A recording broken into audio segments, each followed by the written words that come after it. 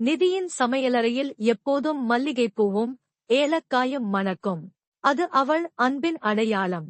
ஆனால் அந்த மணத்தை கூட அன்கீத் உணர்ந்ததில்லை. அவன் அலுவலக அறையில் காணொலி அழைப்புகளுக்குள் மூழ்கியிருப்பான். 5 வருட திருமண வாழ்க்கையில் அன்கீத் அவரது உலகத்தை விரிவுபடுத்தினான். நித்தி அவர்களின் வீட்டை நேசிப்பின் கூடாரமாக்க முயன்றாள். தேனிலவுகள் ரத்தாகின. ஆண்டு விழா பரிசுகள் திறக்கப்படாமல் கிடந்தன. ஐ லவ் யூக்களுக்கு கிடைத்ததோ அலட்சிய புன்னகையும் என்ற ஒற்றை ஒலியும். அன்கித்தின் எதிர்கால திட்டங்களில் நிகழ்காலத்துக்கு இடமில்லை. நித்தி பெருமூச்சுடன் மேசையில் உணவு தட்டை வைத்தாள். அது எப்போதும் 2 பேருக்கானதாகவே இருக்கும். அன்கித்தின் பாட்டி இதை பார்த்தபடி மௌனமாக பெருமூச்சு விட்டாள். நித்தி மெல்ல தன் இன்டீரியர் டிசைன் கனவுகளை பின்தொடர்ந்தாள். ஒரு சிறிய படிப்பு, சில ப்ராஜெக்டுகள் எனத் தொடங்கியது. ஒரு நாள் பழைய கல்லூரி நண்பன் ரோஹனைச் சந்தித்தாள். ரோஹன் பெரிய தொழில் அதிபர். நிதியின் திறமையை புரிந்து அவரது நிறுவனத்தில் ஒரு வாய்ப்பை அளித்தான். பார்த்தால் கூட பேசாத அன்கித்திடம் இந்த வாய்ப்பை பற்றி நித்தி கூற, அவனோ என்ன வேண்டுமானாலும் செய் என்றான். அது அவளுக்கு கிடைத்த சுதந்திரம், ஆனால் அன்கித்தின் அலட்சியத்தின் வெளிப்பாடும் கூட. நித்தி ரோஹனின் வாய்ப்பை ஏற்றாள். பாட்டி அன்கித்தின் கவனமின்மையை உணர்ந்து கொண்டாள். ரோஹனின் நிறுவனத்தில் நித்தி மிளிர்ந்தாள். அவளது தன்னம்பிக்கை அதிகரித்தது. அன்கித்தும் நிதியும் மேலும் விலகினர். வீட்டு விஷயங்கள் கூட குறுஞ்செய்திகளில் முடிந்தன. ரோஹன் நிதியின் உழைப்பை பாராட்டி அவளுக்கு உத்வேகம் கொடுத்தான். பாட்டி அன்கித்திடம் நிதியின் புதிய வாழ்க்கை பற்றி மறைமுகமாக கூறினாள். ஆனால் அன்கீத் அதை பொருட்படுத்தவில்லை. பாட்டிக்கு பொறுமை இழந்தது. அன்கித்தின் முன் நிதியே குழந்தை இல்லை என்று சொல்லி அவமானப்படுத்தினாள். அந்த கோபத்தில் நித்தி வெடித்தாள். எங்களுக்கிடையே திருமண வாழ்க்கையே இல்லை பாட்டி. அவர் எப்போதும் வேலைக்குத்தான் கணவராக இருந்தார், எனக்கு இல்லை. இது பாட்டியையும் ஒரு கணம் அன்கித்தையும் உலுக்கியது. பாட்டி, நீ நல்ல வாழ்க்கையே தேடி போ என்று நிதியை தூண்ட, நித்தி ஒரு வழக்கறிஞரை அணுகி அன்கித்துக்கு விவாகரத்து நோட்டீஸ் அனுப்பினாள்.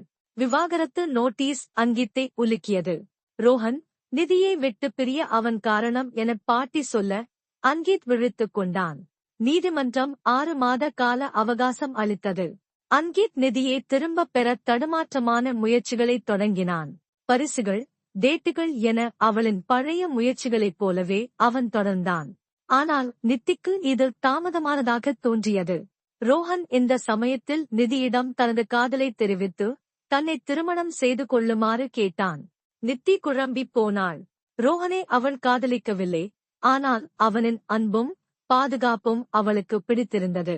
புதிய அன்கீத் அவளுக்கு அந்நியனாகத் தெரிந்தான். அவளுக்கு என்ன வேண்டும் என்பதை புரியாமல் தவித்தாள். ஒருநாள் இரவு நித்தி அலுவலகத்திலிருந்து திரும்பும்போது அவளின் கார் நடுவழியில் நின்றுவிட்டது. மழை வேறு தூரத் தொடங்கியது. அப்போது அவளை பின்தொடர்ந்து வந்த அன்கீத் ஒரு குடையுடன் அவள் முன் வந்து நின்றான். நித்தி அதிர்ந்து போனாள். அவள் பேசுவதற்கு முன் அன்கீத் மெதுவாக அவளது கன்னத்தை வருடினார். அவளது கண்களை ஆழமாக பார்த்தார்.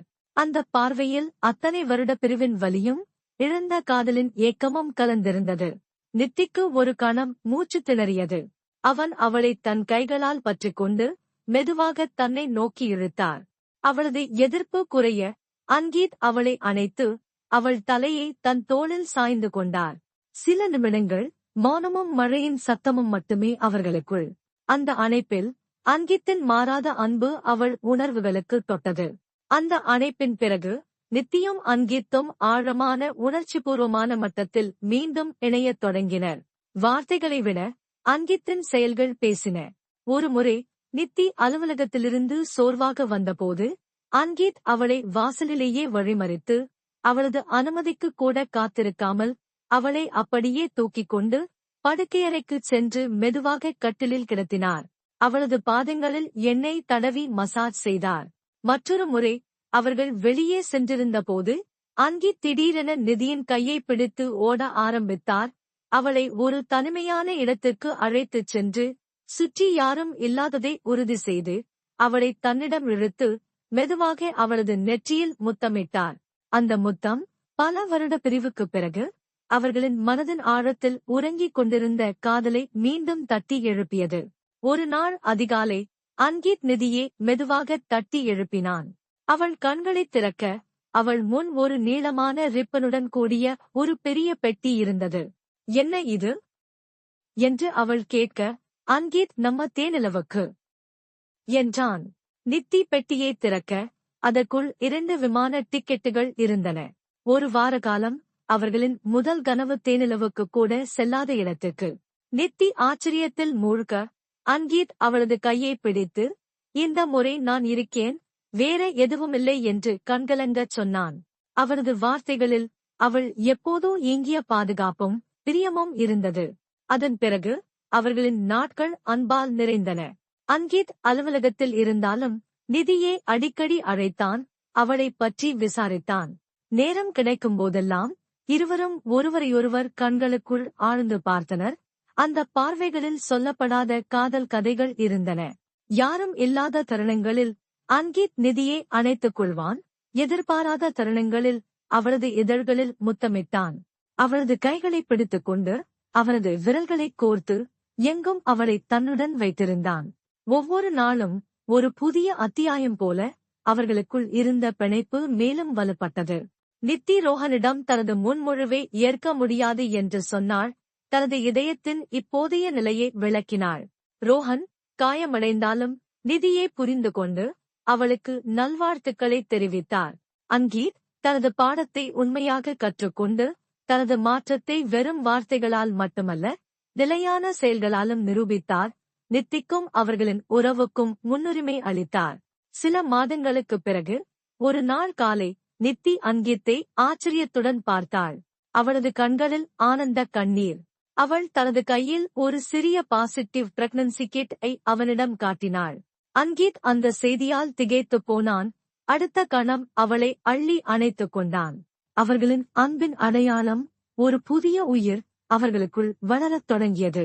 பாட்டி தூரத்தில் இருந்து ஒரு அமைதியான, திருப்தியான புன்னகையுடன் இதை பார்த்து கொண்டிருந்தாள். அவளது கடுமையான நடவடிக்கைகள் இறுதியாக அவர்களின் மகிழ்ச்சிக்கு வழிவகுத்தன என்பதை அவள் அறிந்திருந்தாள். Please share if possible.